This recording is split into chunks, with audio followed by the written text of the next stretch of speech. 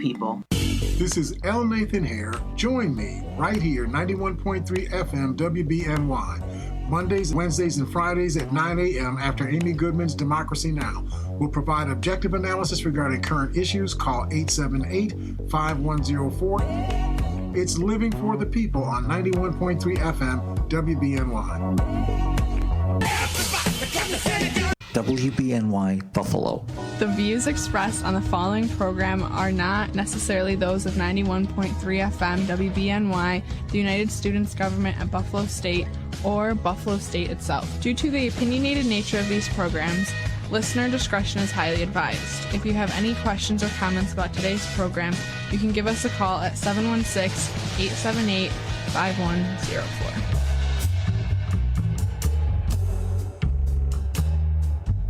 To join Mr. Hare on today's Living for the People, dial 878-5104. That's 716-878-5104. Or go to facebook.com/91.3 WBNY and comment there. That's facebook.com/91.3 WBNY.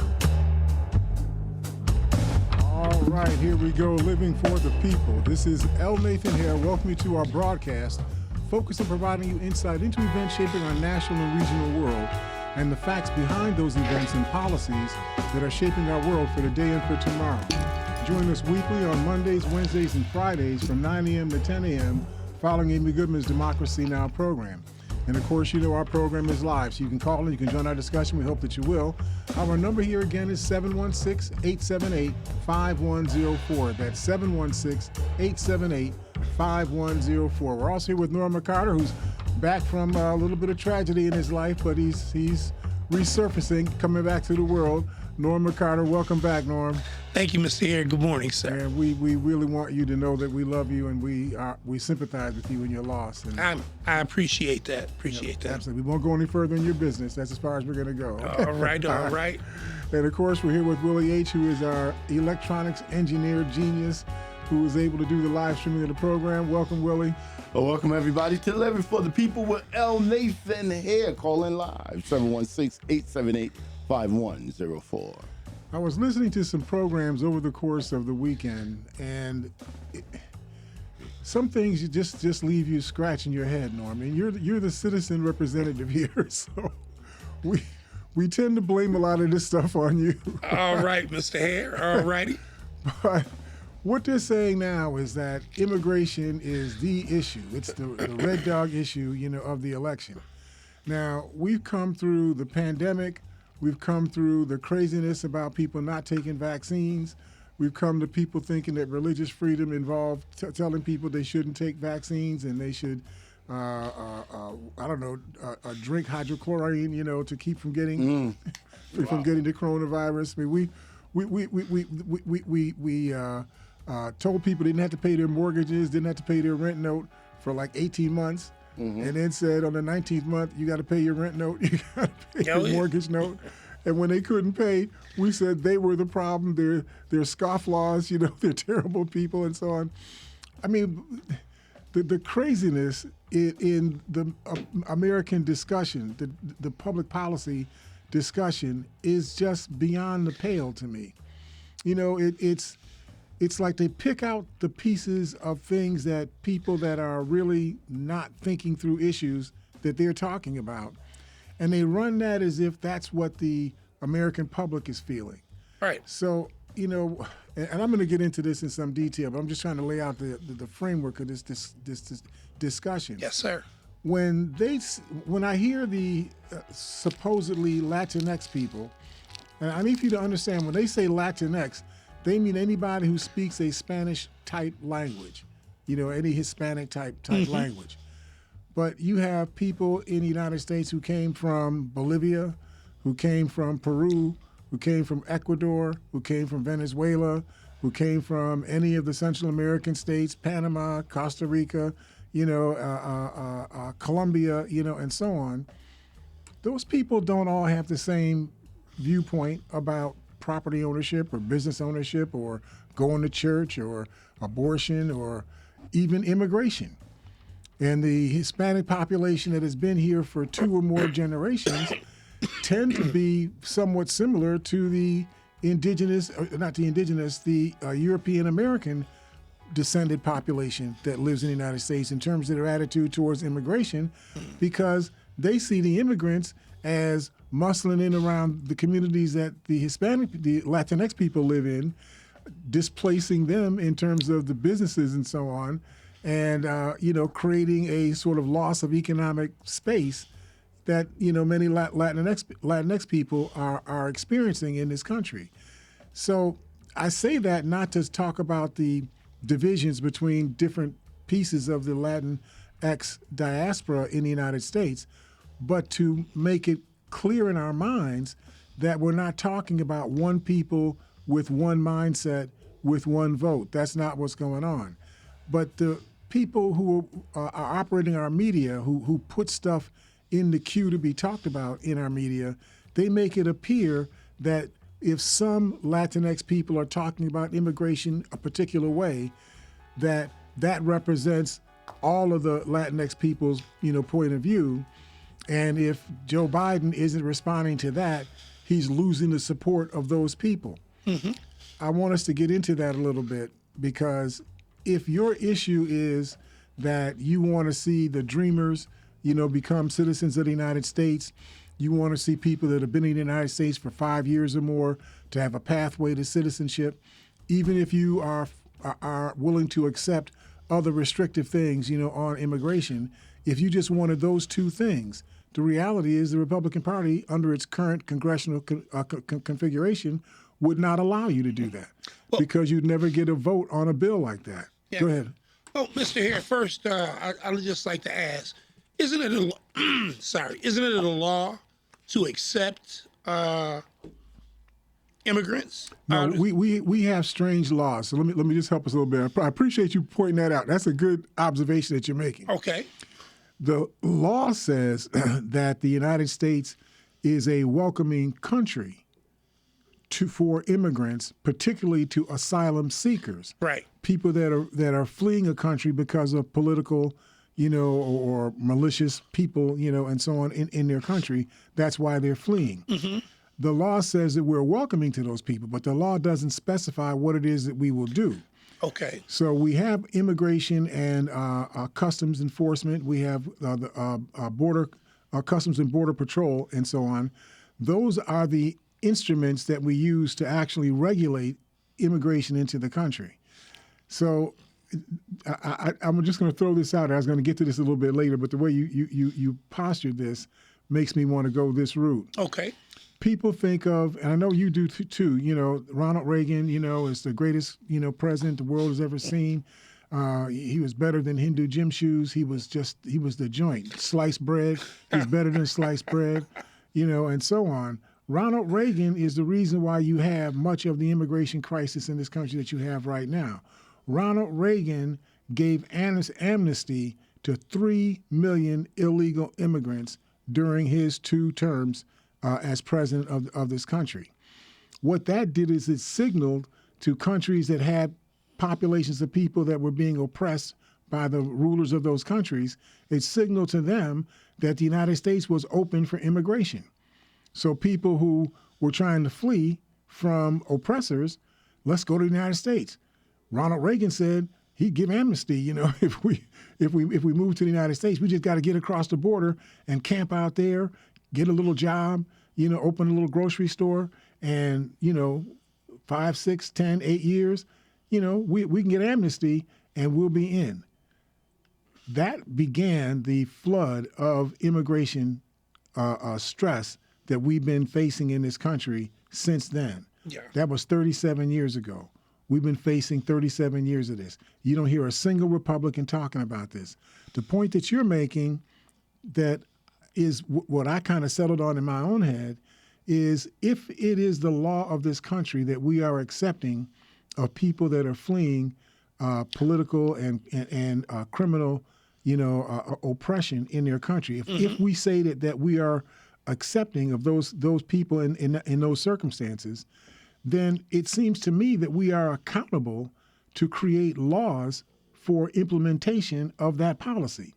We should not have a policy and then write laws that contradict the policy that we said we wrote and put and made law in the country. But with that, it's just the way that our government is set up, where there is not an equilibrium between Republicans and Democrats. Now, the Republicans, they don't want, number one, all of these people coming into the country. When you look at it, I know that these people are not black or African American, right? Whatever, you know. Only six African Americans can come in that way, and they better come through Ellis Island. Don't come on a boat. but the top 1%, they look at these people and they consider them brown people, and they consider them as people that may take over later on.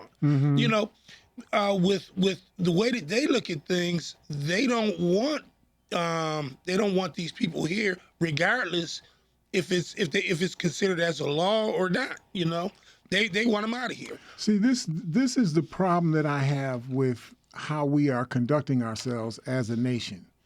It seems to me that if, as a nation, we say that climate change, the poisoning of our environment by more and more heat-trapping gases in our atmosphere, that is creating a change in the actual environmental structure of the world that causes the extinction of certain species of insects and animals and so on, that is causing lakes to dry up. We've talked about this, you know, before. Yeah. We have some places in the country where virtually half of the lakes have dried up, you know, and that we're on a continuing path of more of that, you know, occurring.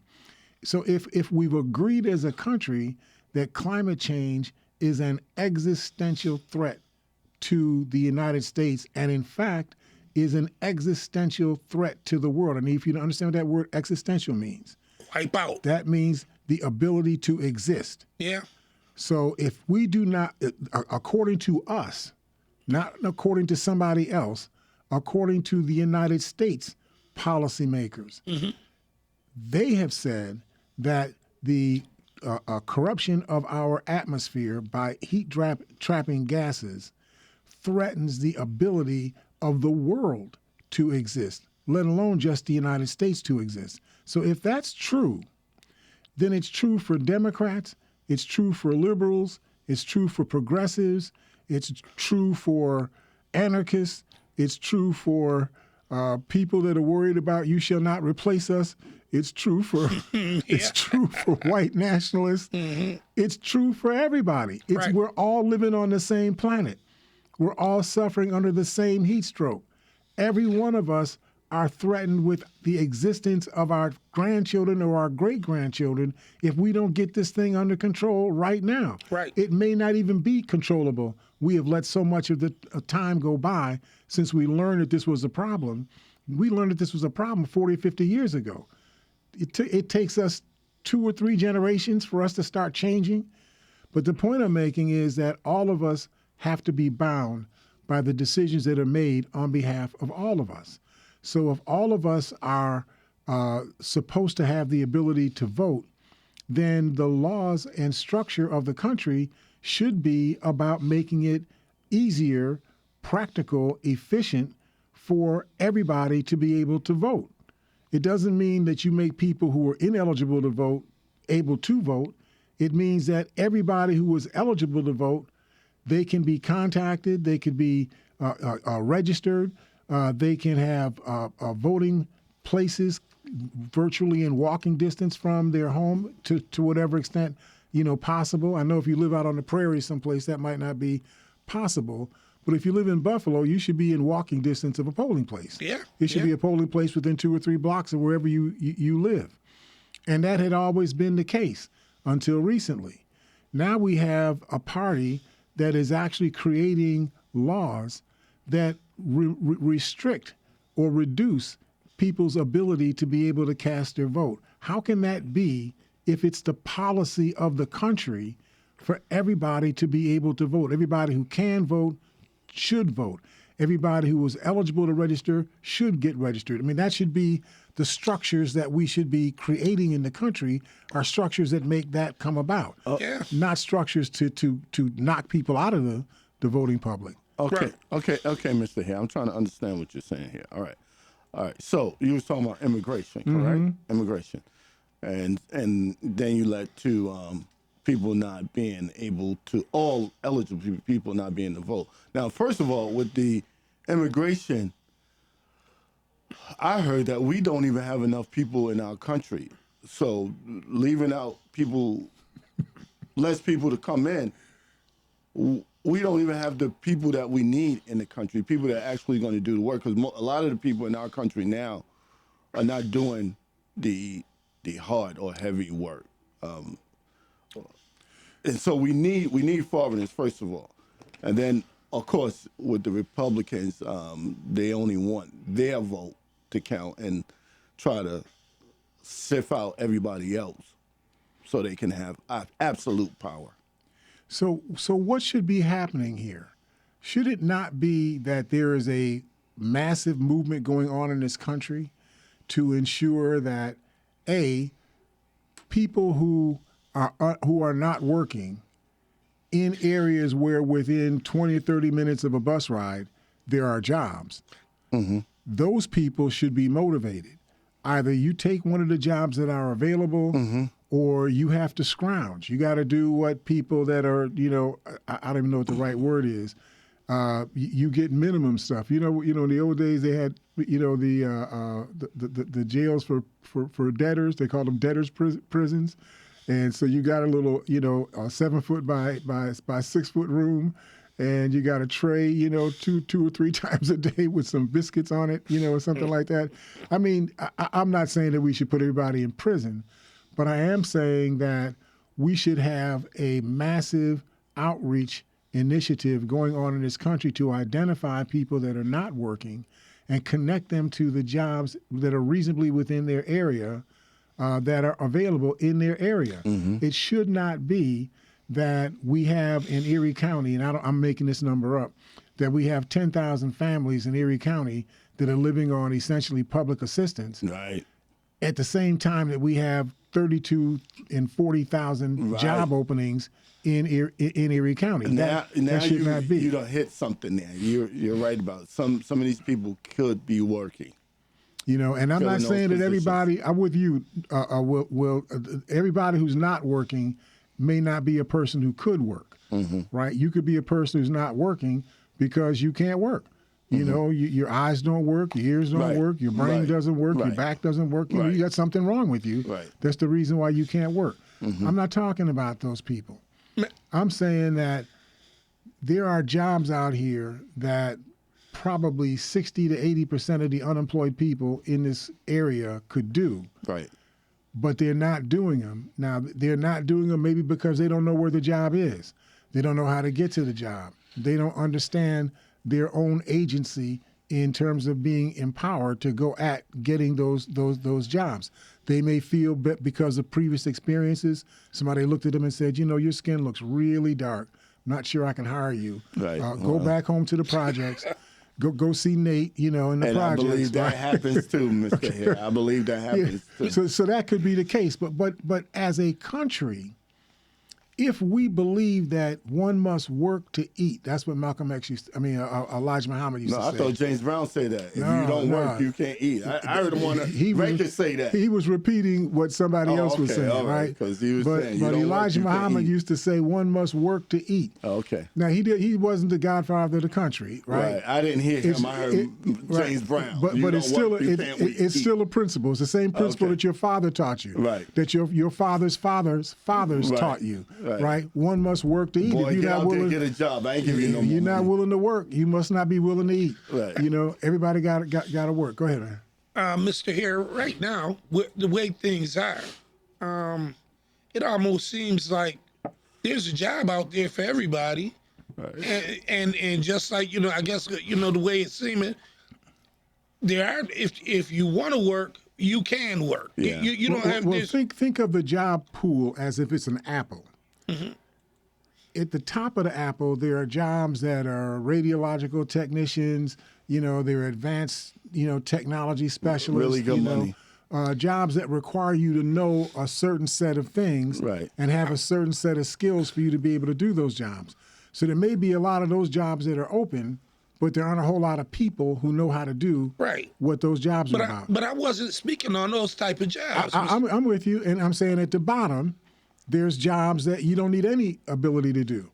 If you can just walk and talk without falling over yourself, Right. you can do that job. 25 right? pounds, you get. So if you're a person who is a walk and talk person, there's nothing that makes you disabled in terms of your ability to be able to walk and talk and chew bubblegum at the same time. If that's you, and there are jobs in your area that a person with your skill set can do, we should be manically focused as a country on connecting you as an able person to a job that requires low ability but requires somebody to actually do the job. Right. We should be doing that as a society. What is the purpose of the Department of Labor if their job isn't to connect laborers to jobs? And recently, with the addition of them upping the rate of pay for minimum wage, right. There's a living wage for everybody. In New York State, if I'm not mistaken, minimum wage is somewhere around $12 an hour, right? It's 15. Is it? No, that's across the state. New York State, yeah. New York State is Western New York is different than New York State. Okay. So I think it's around 12, but it will gradually get to $15 an hour. Yeah. Maybe in the next 2 or 3 years. The point I'm making is, and I know y'all don't feel this because you didn't experience this, but I started working in 1959. I made 25 cents an hour. I know where you was going. Wow. 25 cents an hour. Yeah. Wow. It took me a whole week, 40 hours a week to make $10 if I didn't miss a minute. $40 or $10 in a week, $40 in a month. That's what I had to live on. Well, let's update. 1970 at 15, mine was $10 an hour. So it's just incredible to me. But anyway, that $10 an hour is, I don't know what that is, 50 times, what I was making, an hour. An hour. The point I'm making is that the ability for a person to be able to make a stand economically in the society exists. Now, you may not be able to make a stand where you're driving a Cadillac and you got silk scarves on all day. You may not be able to make that kind of a stand. But you should be able to put some crates together, put some plates on the crates, put some smaller boxes together and sit on those boxes. You should be able to make a stand. I made a stand doing that, and I think that anybody who has any kind of credible, respect for themselves, you will make that stand. Yeah. Over time, you'll get better jobs. But you got to start where you can start and then go where you can go. That just has to be the way it works. Right. Go ahead. This is just kind of, I'm just wondering, the wage that you made back then, and you also will, is it in any way comparable to, the way that things are and what you can buy with that money? Keep in mind, I could go to Bond's Bakery walking. We didn't have cars, right? So I could walk from the projects to Bond's Bakery over on Clinton, and I could get a what do you call it? Like a package of cinnamon buns, right? There'd be 12 cinnamon buns in the packet for 38 cents. Okay. You couldn't buy one cinnamon bun for 38 cents. Yeah, right? I used to be able to get a long loaf of bread. We used to call them the king size, loaf of bread. Yeah. Right? And that would run, I think, 17 cents. The smaller regular size loaf would cost you like 11 cents. Right? That was the world. But so I understand everything is scaled, proportionately and whatnot. My point only is that people today, if there is a job you can do at all, you're going to be getting somewhere between $10 to $17 an hour, no matter what that job is, no matter what company you're working for. If you're in New York State, you're going to be getting that kind of money. Right. And if you're getting that kind of money, you should be able to pay for your cable TV. You should be able to pay your bus fare. You should be able to put bread on the table day in and day out. Easily you'll be making about $350. Bring it home, I should say. Now you might not like the job. You know what I'm saying? You Right. might not like the job. Right. I Most people killed don't. pigs. You know, when I was 11 years old, I killed pigs with a hammer. Right? I garroted the pigs. I put them on a hook and I garroted the pigs. I stripped their skins off and I put them on pins into a coke oven and whatnot. Not many At people 11 want that years job. old. Okay? You know, 15 years old, I tested the viscosity of metal alloys. Okay, at Acme Steel. It's illegal to hire a 15-year-old child to do that stuff today, right?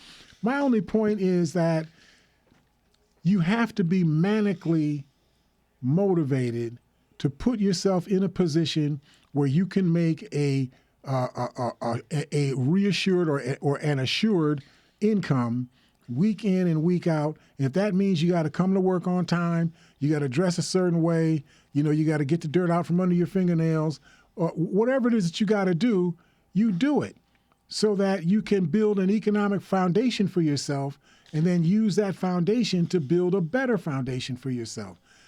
That just has to be the way you think. You have to be a person that is just manically devoted that way. But my overriding point is, from a policy perspective, if you feel that everybody who can work must work, all of your policies should be structured around helping people who are working, who need to find better jobs, to find better jobs, to help people who are not working, who need a job, to help them to find a job. Yeah. We should be devoted as a society. You know, where are you at? I'm looking at your Social Security number. I don't see any wages showing up around your Social Security number. Did you just start a business? You know, did you die? You know, what's happening with you? I mean, your systems have to be focused that way, so that everybody knows that that's the game. Mr. Hare, I'm in agreement with you 100%, but there are so many people out here that are so comfortable living in the system and the way that things are working for them right now. I knew you were going to go there, but I'm not trying to believe that there's such a thing as somebody who would just voluntarily sit on their hands and not work. I'm just not believing that person exists. I think that's a mistake. I think we're making that up. I might be wrong, but I'm believing in my heart that we're just making those people up, that's not really the case. People who can work will work. And should work. Should work. Yeah.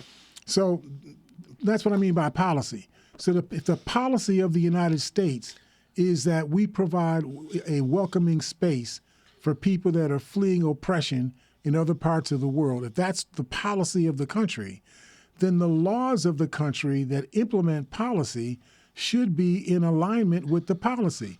You should not have a policy written in law and then write laws that contradict the policy. That should not make, none of us should think that makes sense. So from an immigration perspective, I hear what you're saying about, I wanted to throw something else in there, Mr. Hare, just real quick. Sure, okay. Okay, here's a quick couple questions. First one is, when someone immigrates into the country and they start working, is there a point in time before they can vote?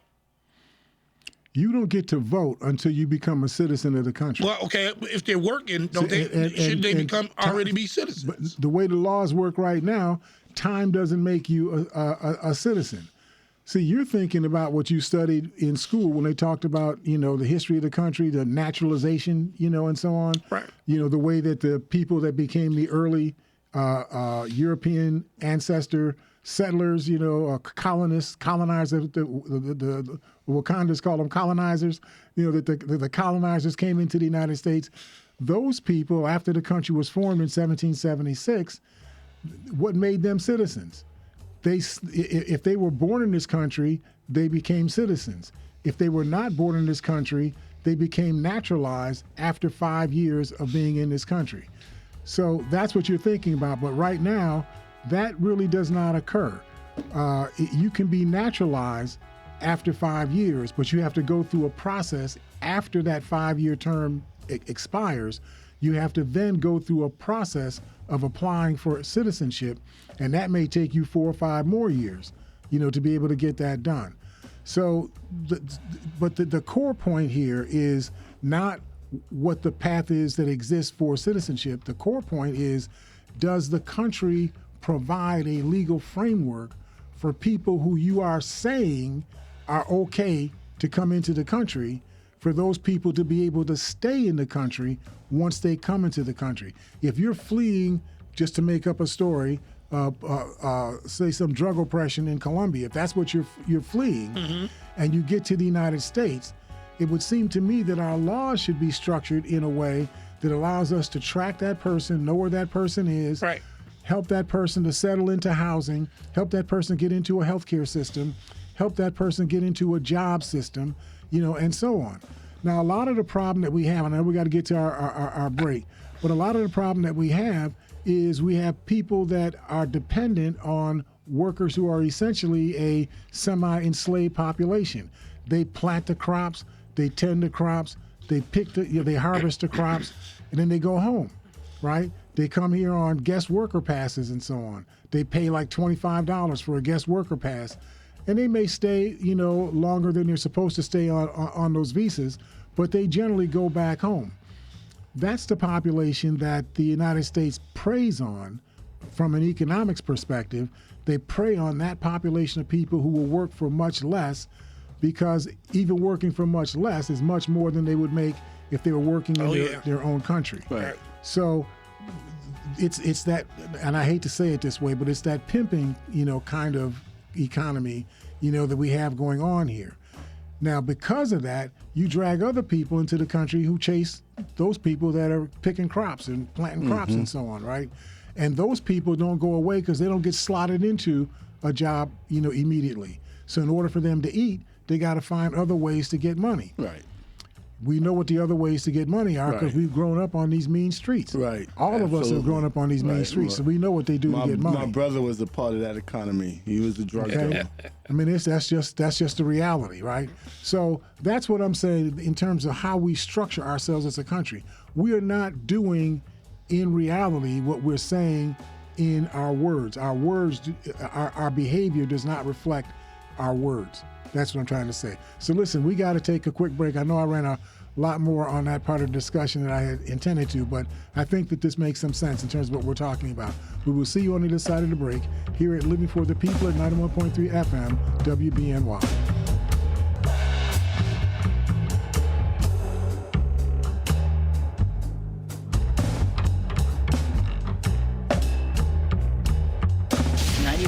FM WBNY is proud to present Democracy Now! With Amy Goodman.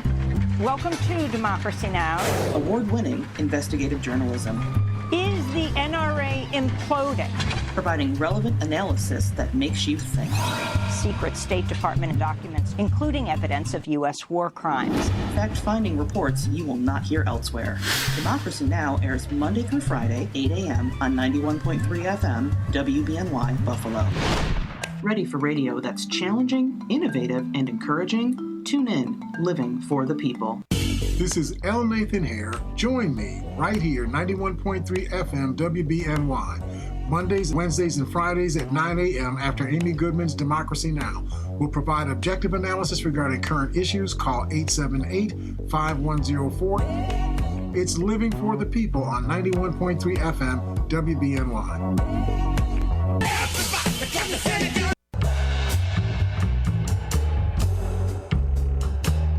All right, welcome back to Living for the People. This is L. Nathan Hare, your host here. We're here with Norm McCarter, who is our in-studio audience of one. Welcome back, Norm. Thank you, Mr. Hare. And of course, we're here with Willie H., who is our engineer. He's our electronics IT genius who does the live streaming of the program. Welcome back, Willie. Welcome, everybody, to Living for the People with L. Nathan Hare. Make sure you call in, 716-878-5104. So I took today's lead of discussion from an article written, we talked about this on Friday, an article written by Dr. Wayne Grudem, who is a ardent, fan of Donald Trump. He just feels that Donald Trump shouldn't be president in 2024 because he thinks that Donald Trump is A, too old, that's what he said, and B, he has too much baggage, 91 felony charges against him right now. I think 91 was it 90 felony charges was 90. was the limit, and he's just went over the limit to 91. Is that the way it works? I mean, imagine a Democrat with 91 felony charges that he is being prosecuted for now. He'd be gone. Right? He'd be gone. What would the newspapers be saying about this person? You know, I mean, it just doesn't make any sense the way that this is being treated. You know, It's a double standard, Mr. right. Hare.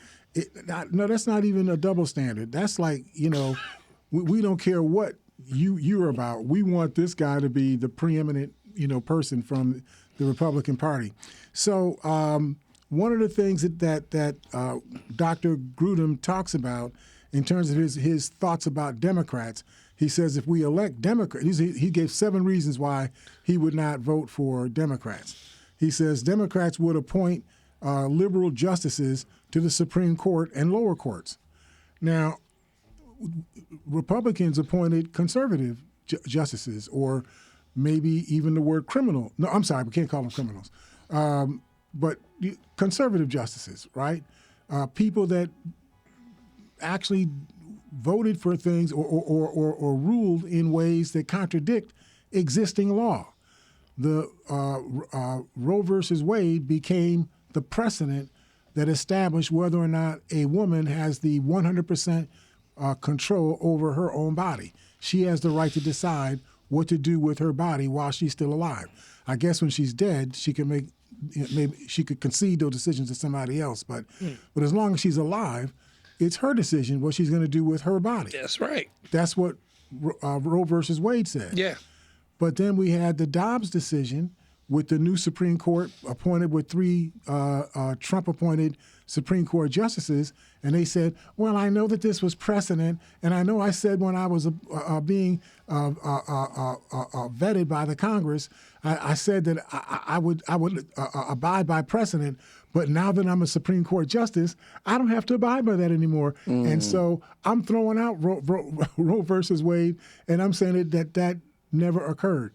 And so and when she said we, she meant we men have the right to decide, you women, what you can do with your body.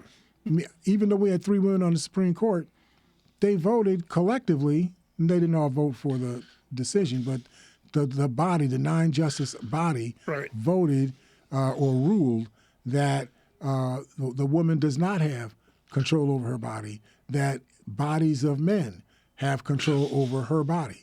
Mr. Hare, I know that's an ugly way to say it, but I'm trying to be clear. Yeah. Right. But with that being said, I thought that was the most unconstitutional thing that could ever have been done, and it has just taken women's rights away. Now, I'm wondering. I know that they have different things going on right now where different states are ratifying different laws per state. If something is your right as an American. Yeah. So let's take something that I think all agree is your right as an American. That's the right to vote. Now, the process by which you get into a position to vote, that process is regulated by states. Right. So the process is, how do I get identified as somebody who's eligible to vote? How do I register to vote? How do I get something that goes into my hand that says that you have registered me as a registered voter? How do I get to a polling place? How do I know when an election is going to take place? How do I learn who the candidates are? You know, all that stuff, you know, makes up the process of how I exercise my right to vote. But my right to vote is not a state's right. My right to vote is a federal right. It's established in the Constitution for me. If that's true, then I should have the same right to vote no matter what state I'm in, what territory I'm in, what dominion I'm in, you know, what parish I'm in, what district I'm in. I should have the same right to vote everywhere. If I don't have the same right to vote everywhere, then it's not my right. It's a state's right. It's not my right. And that's the problem here. We have rights supposedly under the Constitution of the United States, the Bill of Rights and all the amendments and so on. We have those rights, but you have a body of people in this country who say, well, you have those rights, but we have the right to tell you how you can use those rights. Yeah. And if we say you can't use the right, you can't use it. I mean, that's basically what they're saying. So they said that when the 15th Amendment was passed, that said that African people had the right to vote, which made no sense because the 14th Amendment said that we were citizens, and citizens already had the right to vote, so we shouldn't have had to pass the 15th Amendment. But let's just accept that, as a fact. We passed the 15th Amendment that says you had the right to vote, and then Georgia and Arkansas and Mississippi and Alabama and Florida, and so on, they decided, well, you have that right, but you can only use that right if we say you can use the right. You can only use it under the terms that we set for you to be able to use that right. And therefore, you had, for decades in this country, after the end of the Civil War, you had literally 100 years go by before African people in this country could routinely, efficiently be able to vote. Yeah. Well, Mr. Hare, I'm back to Roe versus Wade. A woman should have the right to govern her own body. How could the Dobbs decision even come up to a point and change something that's been in effect? It comes up because the Supreme Court operates on a democracy. There's a 9 seats on the Supreme Court. Whatever comes before the court, if you get 5 out of the 9 people to vote for it, then that becomes the law, irrespective of whether it makes any sense. See, so your point is, if a woman has just by on the face of it has the right to govern what she's going to do with her body, if that just on the face of it doesn't require a lot of argument, is her body, she has the right to decide what she's going to do with her body. Period. But if the Supreme Court says, well, that's a nice statement that you made there, tell Norm we said thanks, but you don't have that right. Each state has the right to decide what part of that right you actually have. That's what's going on right now. My point is that the judging that's going on in this country right now about why you want to go for a Republican or a Democrat as the president of the United States, you got to do that based on what your feelings are about different policies. Right. So Dr. Grudem is saying that he's with Donald Trump because Donald Trump will appoint more judges that will do the various things that we're talking about. Yeah. When people needed to try to do something about the exorbitant prices that people were paying for student loans. I'm one of those people that paid twice the amount of money for my student loans back to the New York Higher Education Services Corporation. I actually spent more money to pay off the loan than I borrowed. Think about that. I borrowed something like $60,000. I paid back something in the area of $104,000, $105,000 over the course of a 25, or 28-year period, right? I took advantage of whatever forbearances I could take advantage of to stretch my payments out, lower my payments. But instead of something getting paid off in 10 years, it took me 28 years to pay it off. I ended up paying out more money, significantly more money than I borrowed, right? That should not be. So Joe Biden tried to put together legislation to stop that practice from happening. Right. That should not, that's predatory, right? Yeah. So he did something to try to stop that. Guess why it didn't get done? Because Republicans voted against it. Yeah. It didn't even get a vote, in the House of Representatives. That's right. But then the public is judging these so-called young people, the under 29 voters, the 18 to 29 voters in this country. They're saying that they're judging Biden negatively because he didn't get enough done on student loans. Well, it wasn't that Biden didn't get something done. Biden proposed things to reduce the burden of student loans on people. He did that. He got his caucus to do that. The Republicans turned it down. Then the public is judging Biden for not getting something done that the Republicans prevented from getting done. How is that occurring? Why is that the conversation that's going on? It's because the way the media talks about it, they say young people wanted some help on student loans. Biden said he was going to give people help on the student loans. They didn't actually get help done on the student loans. Biden is therefore the bad person. Without even saying at all in that conversation, Biden put together legislation that would enable restructuring these practices around student loans that would stop all of this predatory behavior that has gone on. Right. And the Republicans did everything that they could to defeat it because the Republicans had 4 votes or more votes in the House of Representatives than the Democrats had. They voted as a block, and they blocked Biden's initiative. Right. That's what should have been said. Right. And then they should be talking about how the young people feel about the Republicans stopping that reform from taking place. But that's not what's going on. And a lot of times that's where our problem lies, right? In the media, when they announce news a certain way and the real facts don't come out, just a brief, however they want to twist that story, they bring it out, and we don't really get the real, true, actual facts. That's right. Right. So let me give you another thing that they said.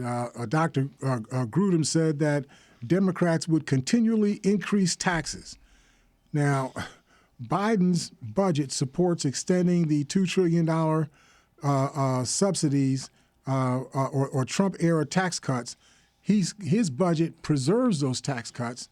In addition, he expands tax credits for subsidies for his Build Back Better program to fight inflation. Subsidies for wind farms and tidal farms and algae oil producing farms, and so on. That's what Biden has been. So Biden is doing the very opposite of what the media is saying that Biden is doing, and so that's another part of this story. The way that things are being postured to us, if you vote to increase taxation on people who have been essentially avoiding taxes, let's take, for example, we talked about the situation with Social Security. Mm-hmm. Social Security is primarily financed by the FICA, the Federal Insurance Contribution Act, right? Mm-hmm. And the FICA limits how much income you will take the FICA taxes from. So right now, I think it's $135,000 is the income limit. So all the income that you make above, say, $140,000, that 6.2% FICA tax rate doesn't go on that income. The result of that is the Social Security Trust Fund is starting to go broke because you don't have enough people putting money into the trust fund because the population hasn't grown that much. So you don't have that many people putting money into the trust fund, but all these people that's still alive, right, those baby boomers, not you guys are the children of the baby boomers, but the baby boomers, they didn't just grow as a population, they stayed alive. The baby boomers are still here. Yeah, that's right. Those of us that were born in 1950, 1940, 1947, 1952, we didn't die. We're still here, okay? And so Social Security payments are being made to those people. So you have a large increasing pool of people that are going to increase until 2030, an increasing pool of people that get the benefits with a decreasing pool of people that are putting money into the pool to pay out the benefits. So reason would say we have to increase the revenue stream that supports Social Security. How about let's charge the Social Security tax to all earned income instead of just earned income from $140,000 and below? That would be a progressive tax, right? Why would they make up that rule? I don't understand because the Republicans who controlled the Congress at the time that they were passing the Social Security Act didn't want to pay any money at all for Social Security. Let those old people die. Remember I told you my father was born in 1923. Mm-hmm. When the Depression happened, my father was 6 years old. So from age 6 to roughly age 13, we were living through the days of the Depression. Mm-hmm. These are fixed memories in my father's mind. Mm-hmm.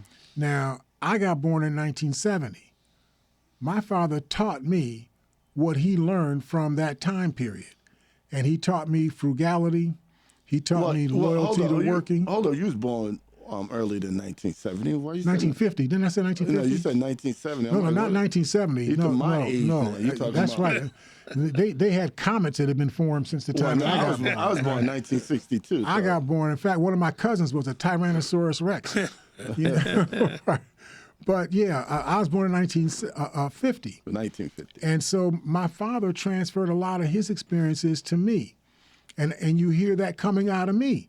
Right. That's why I believe that everybody, if you can work, you must work. Right. Not that, it's a moral responsibility for you to work.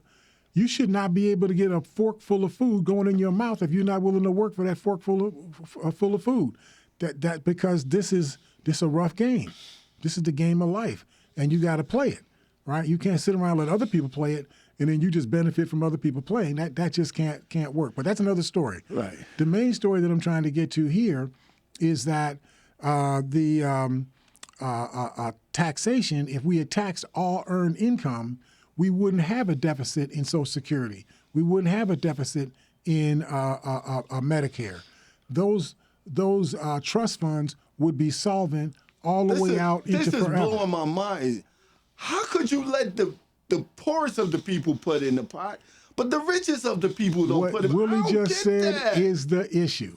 I don't get that. Willie said, right? Get away with that. That's the issue. So every program, we should repeat that over and over and over again. The Republicans essentially are insisting that the poorest people in the country, they pay 100% of the burden for a benefit that goes to everybody, whether you're rich or poor.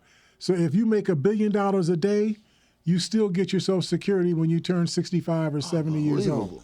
Right, and you still get to not pay any Social Security taxes on your income above $139,000. That just doesn't make any sense. No. But that is exactly what is being done because the Republicans didn't want you to have a tax-funded Social Security program in the first place.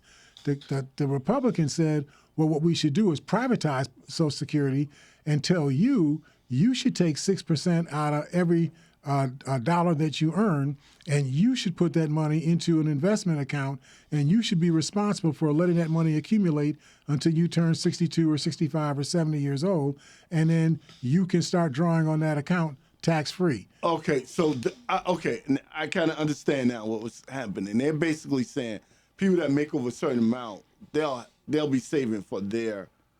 So they don't need Social Security. So why should they put into it? That was the mindset. No, right? no. What they're saying is that if you make over a certain amount, you shouldn't tax any more than that because you would make it a disincentive for people to make more than $139,000 a year. That was their logic. That if you made $140,000 a year, and you had to pay taxes on $1,000 worth of that income, that'd be $60 more a year you'd have to pay in taxes. That you would not take the job for $140,000 a year. You would keep your job at $139,000 a year because you wouldn't want to pay that 6% on the money above $139,000. And that makes absolutely no sense whatsoever. If I could take a job making $400,000 a year and I got to pay another $24,000 in taxes in order for me to earn $400,000, you don't think I'm going to take that bet all day? Right. No brainer. What in the world is wrong with you? Right. But that was actually said by the Republicans. And they got away with it. And the public bought it. Oh, yeah, you're right. We shouldn't tax all of that money. They don't need all of that money in the first place. They don't need that much money to be able to pay for Social Security. And they're right. At the time that they were doing the taxation or building a tax model, they didn't need as much money as they were taking in to pay for Social Security. But everybody knows that money counts itself. Over the course of time, you're going to have an increasing population. So you're going to have an increasing amount of money you got to pay out to Social Security. You need to have increasing pools of money to pay that money from. This was just a scam that we're continuing to live with right now. It's criminal, too. Yep. It's criminal. Yep. Grudem says that Democrats would place nearly impossible requirements on the use of coal, oil, and natural gas, making fossil fuels more expensive, and that renewable sources of energy were unreliable. Now, he says that even though the United States has become the largest producer of fossil fuels in the world. We produce the most oil, the most coal, the most natural gas in the world. We export more energy to other places than any other place in the world supports or exports energy. So it can't be what they're saying is that Democrats would actually limit the production of energy. Democrats have actually made energy more available. rather than less available during the course of their administration. Right. So just as much as I can say on that, my issue with the immigration stuff is that if Latino people are disappointed with what Biden has been able to get done or not been able to get done on immigration reform, do you really think that the Republicans are going to give you a better deal? The only way forward, if you're a Democrat and you're a Latino and this is the most important issue for you, if this is your issue, the only way forward for you to get what you want done is to elect more Democrats who are friendly to immigration. That's the only way you're going to be able to get anything done. That's right. The reason why you haven't gotten anything done that you wanted done so far is because the Republicans won't even allow a vote on that legislation to come up before Congress. But like DeSantis, though, Mr. Hare, there's a lot of Latinos, though, that are against immigration. That's absolutely. That's what I mean about, Latinx people are not all the same. Okay. Some of them are Dominican. Some are old line Mexicans, right, that have been here for 100 years, and they got businesses, they got houses, they got neighborhoods, and they may feel like, these, rush in of immigrants from Colombia and Panama and Ecuador, they're threatening, our livelihood. Yeah, that's how they or the way that we live, right? That's how they feel. So it's not like one size fits all. I learned that working at Walmart. I thought Latinos was all, and then I realized, oh shoot, there's a bunch of Republican Latinos. There's a bunch of Latinos that actually think they're white and privileged, and they live so like that. Exactly. And remember, Latinos typically, when they get to the second or third generation, you can't tell that they're Latinos. Yeah. It's not the same thing for African people. Let me see your grandkids, we know where where your parents came from. Right. Let me just add this, Mr. Hare. The way I look at it, it seems to me that the voting aspect is the main aspect. And we as a people have to make sure that we vote in like-minded people to get what we need to what we want. We need to stop poor-mouthing the Democrats for what they have not been doing. If the Democrats are actually proposing legislation and putting that legislation before Congress that does what you say you want to see done, then you should be fighting for support for that legislation. And if it doesn't get voted on, you should be attacking the Republicans for not voting for that legislation. You should make it politically expensive for them to not vote for the legislation that you say you want. But you can't attack the Democrats for not doing something that they are actually doing that the Republicans are frustrating. You should attack the Republicans if that's what your policy position is. Just keep in mind what Willie just said. Not all Latino people are going to feel the same way about this issue. Some Latino people are going to say, well, listen, player, I don't even think that you were fleeing oppression. I think you just came up here because you heard that you can get $15 an hour in America and you can only get $2 an hour in Ecuador. So you came to get the $15 an hour, period. That's why you came. There's a lot of Latino people who feel that way, right? And they may be right. If I lived in Ecuador and I could find a way to get from Ecuador to California and they're going to pay me $17 an hour in California to pick lettuce and they're paying me $2 an hour to pound rocks, in Ecuador, I'm leaving the hammer alone. I'm going to get a sickle and a hoe. And believe it or not, most countries are like that. They see, wow, those people at McDonald's are making $18 an hour. People doing living large, landscaping, making that money, $18 an hour. Yep. I'm going there. Living large. One of the issues that they create, see, a lot of lying goes on.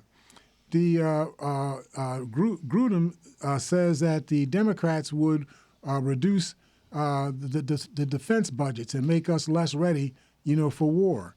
Now, during the Obama administration, in the Bush administration, it ended in 2009. You had a defense budget that was over $720 billion a year. Under the Obama administration, that budget went from $738 billion a year to $636 billion a year in 2018. And then it climbed up to I believe it was 682 billion. But then under the Biden administration, the budget, this would be in 2021, the budget is at $800 billion. 846. 846. And I forgot what it was for 2023. Wasn't something like 816 billion?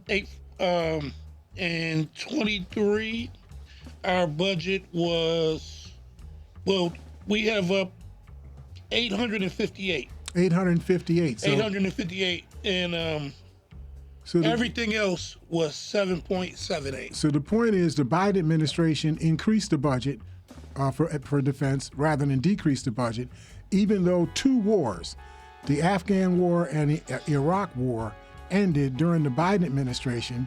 The Biden administration reduced the budget by about $100 billion from its highest point to its lowest point. Then the budget began to climb again, even though we were no longer at war. The budget began to climb again under the Democrats. So the assertion that Democrats are going to reduce the commitment to the defense of the country is simply not true. It's just factually not true. It's not an interpretation. It's just factually not true, right? And I know we're at the end of our hour, so I can't really get to any more of this. But it's important for us to understand that we have to be accountable for learning what is true and what is not true about what is being said to us in the press. Just because it's said in the press doesn't mean that it's true, or that the context in which it's saying that context is true. Sometimes you have to do a little bit more reading to understand what really is going on. Right, absolutely. So this is the end of our hour. I know you got that music playing that says you can't go through another piece of this topic, but hopefully this is making some sense to you as a public. And we look forward to talking to you all on Wednesday here at Living for the People at 91.3 FM, WBNY. Christmas is coming, so don't wait until the end of the season. Go buy your gifts right now. Hurry up, rent a car, and buy your gifts right now. Get it out the way. We look forward to talking to you all on Wednesday here at Living for the People at 91.3 FM, WBNY. See you all then.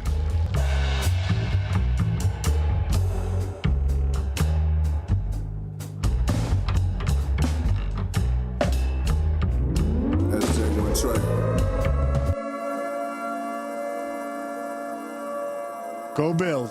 Why so serious? And if you're not here today, you should have been. It's the mafia. Who next? It's the mafia. We next. It's the mafia. Yeah, who next? It's the mafia. We next. It's us against us. It's us against the world. It's us against us. It's Buffalo against the world. It's us against us. It's us against the world. It's us against us. It's Buffalo against the world. Pulling up in this big body like Gusto. You even rich like Reed and Diggs, we move so well. You should know the drill. You should know the vibes. If it ain't red, white, and blue, baby, that's not my size. It's the mafia, the fan base that'll die for you. On Sundays, we are not cool. Any other days, we'll ride with you. We heaven sent, we're Hamlin win. 3 spoke to God and said thanks, though. Having cool years real dope, but I really miss the fan base, though. Now turn it up, turn it up, wave. Now turn it up, turn it up, wave. Now turn it up, turn it up, wave. Now turn it up, turn it up, wave. It's the mafia. Who next? It's the mafia. We next. It's the mafia. Yeah, who next? It's the mafia. We next. It's us against us. It's us against the world. It's us against us. It's Buffalo against the world. It's us against us. It's us against the world. It's us against us. It's Buffalo against the world. It's the Who next? it's the it's the